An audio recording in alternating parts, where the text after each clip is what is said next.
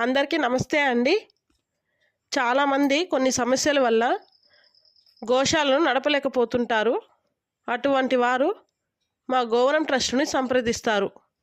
ప్రకృతి రైతులకు, గో ప్రేమికులకు ఆవులను, ఎద్దులను ఉచితంగా దత్తత ఇవ్వడం జరుగుతుంది. ఈరోజు వెంకటగిరి నుంచి కొన్ని ఆవులు, ఎద్దులు మరియు దూడలు ఇస్తామని మమ్మల్ని సంప్రదించారు. ఆసక్తి ఉన్నవారు గోవనం ట్రస్ట్ను సంప్రదించగలరు. కొన్ని షరతులతో ఆవులను, దూడలను ఇవ్వడం జరుగుతుంది.